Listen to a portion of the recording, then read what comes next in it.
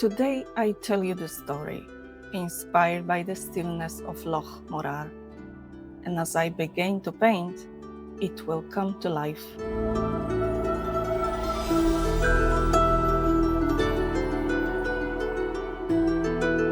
On the gentle slope above the blue waters of Loch Morar stood a small settlement called Armor, the Great Hill.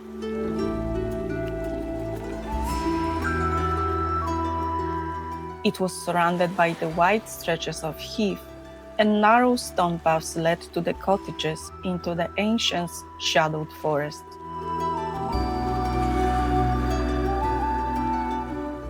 The village was home to fishermen and their families, who lived close to the lake and endured the raw, unforgiving nature of Scottish land.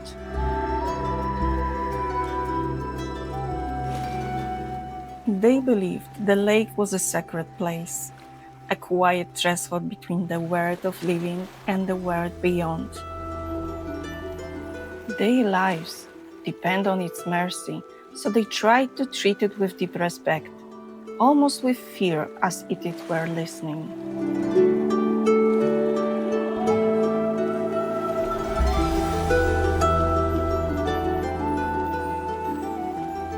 One night, during the fiercest storm the people of Tormor could remember, at the time of the spring equinox, a girl named Eilidh was born in a small cottage on the stony shore of Loch Morar.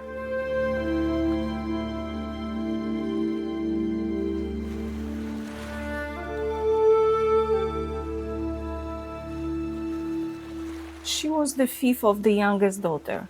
She grew up with other village children. She learned, she played, she laughed. But there was always something different about her.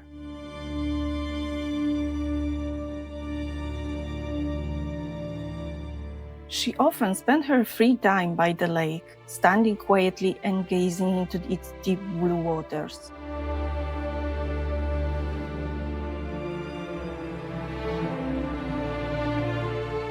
Time passed by, and one winter evening when she returned home, she said that she had spoken with the lady of the lake.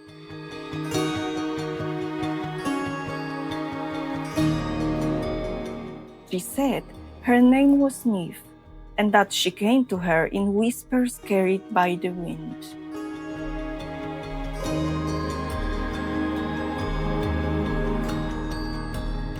Her parents listened, both curious and uneasy.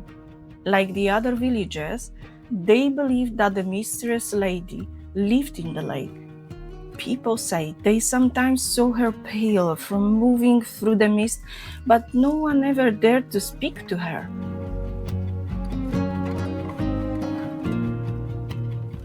They believed that Neve was the guardian of the balance between the world of living and the dead. It was said that she guided lost souls who had vanished in the lake, so they could finally find peace.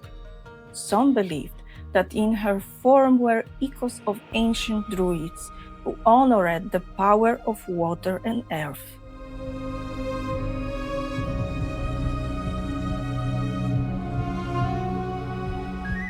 When the village lost someone dear, they prayed to the Lady of the Lake, asking her to guide them in dreams.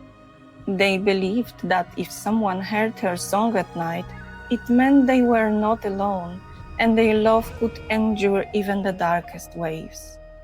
The villagers describe her as a figure wrapped in a misty white robe, barely touching the water, as if she were pure vapor.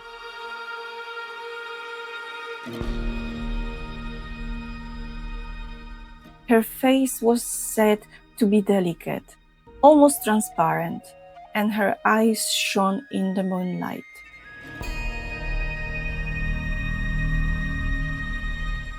Sometimes it was said she had long tangled hair that flowed like a water, and when she disappeared into the mist, she left behind a subtle, cool skin of moss and flowers, as if she were a very essence of the lake.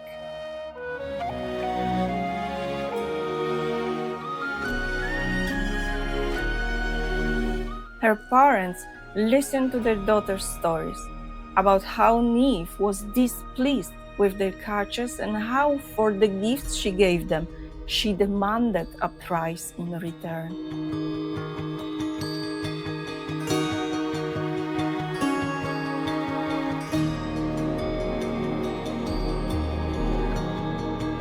Eilidh described her encounters, gazing with her large, lake-like blue eyes, while her parents gently stroked her chestnut hair, begged her to stay away from the shore of Morar. As time passed, Eilidh spoke less and less about Neve's anger, seeing that it only brought fear, a fear that never turned into action.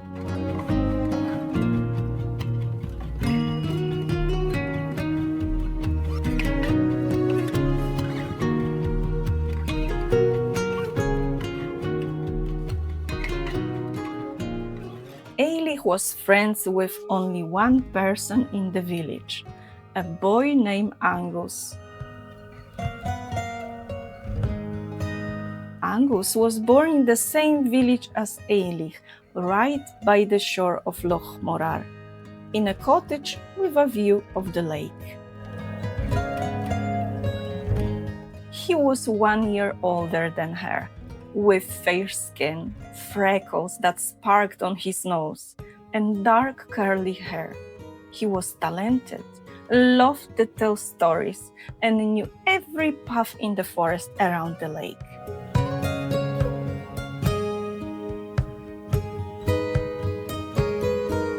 Often, as they spent time together, they walked by the lake, and the bond between them grew stronger and deeper.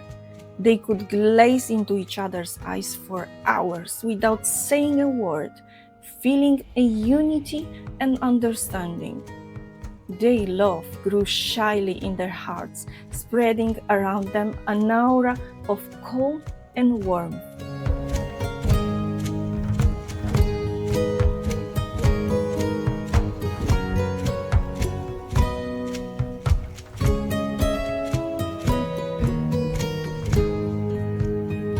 One day, as the village prepared for the spring festival, Aonghus went to the lake to fish at sunrise. After that, he was never seen again.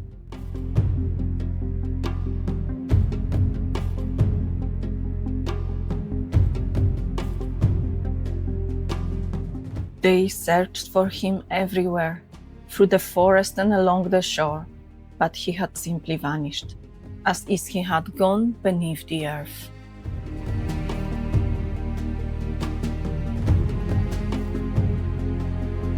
And so, when they gathered by the fire each evening, they whispered of a strange mist, thinking perhaps the lake had drawn him in.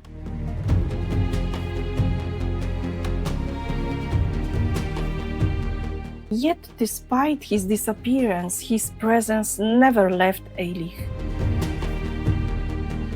From then on, the girl hardly spoke to the villagers.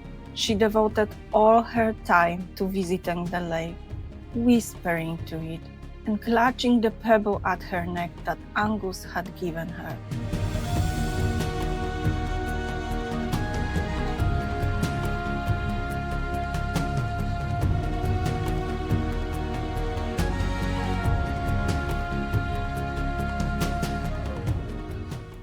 Eilidh grew up, becoming quieter and more withdrawn. The villagers increasingly seemed to see her by the lake, whispering and washing her face in the water, and her eyes over time became darker and colder. She looked more transparent and frail.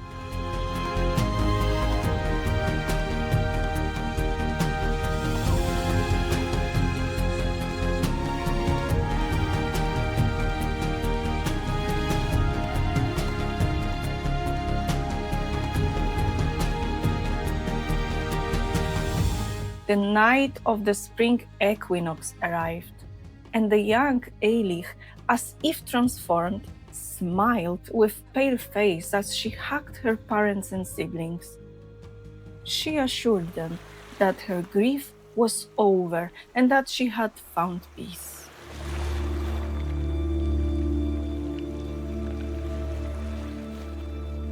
Yet her parents, looking at their daughter, saw something hypnotic in her movements, as if every step was a part of an ancient ritual, and her smile hid a promise that she would never cease to seek the truth.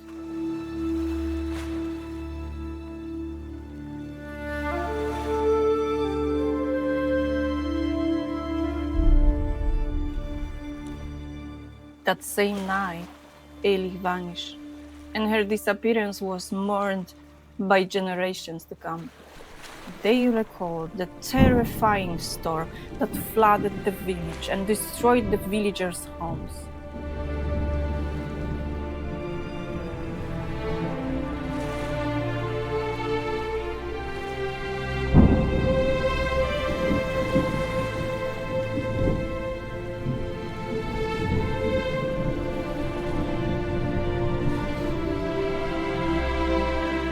The village was rebuilt. The lake became blue and calm once more. The people fished, cultivated the nearby land, and raised livestock.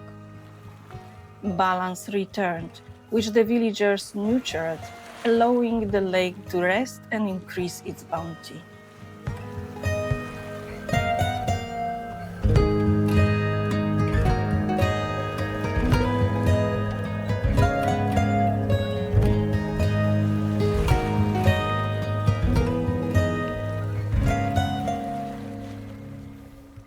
To this day, on the evenings of the spring equinox, the villagers spend their time telling how a few witnesses experienced the presence of the girl, gazing into the lake's waters, hearing her quiet song.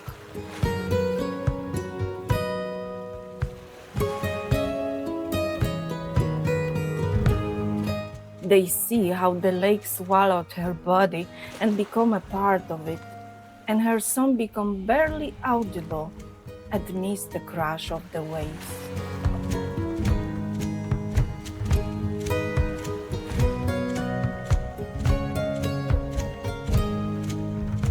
People say that Eilidh offered herself to the Lady of the Lake as a sacrifice, and so calmed her anger for all time.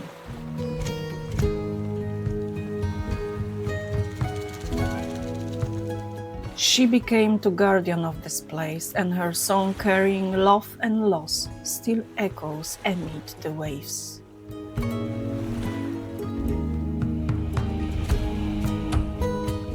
To this day, anyone who visits Loch Morar can feel the aura of love between Eilidh and Aonghus, and hear the soft murmur like a song telling of a love that never passed.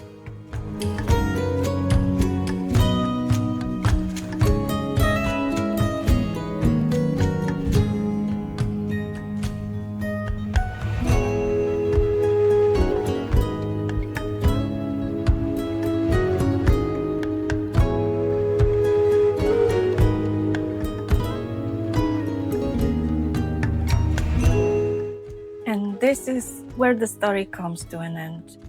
Thank you for staying with me until the last brushstroke.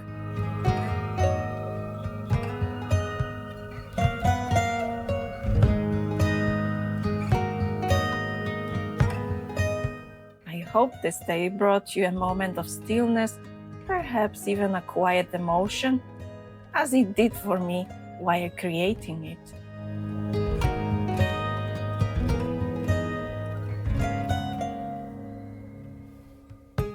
If you feel inspired, you are more than welcome to shape your own legend, or take this one and let it grow into something more beautiful and complete. I'm not a writer, only someone who loves stories and the feelings they carry.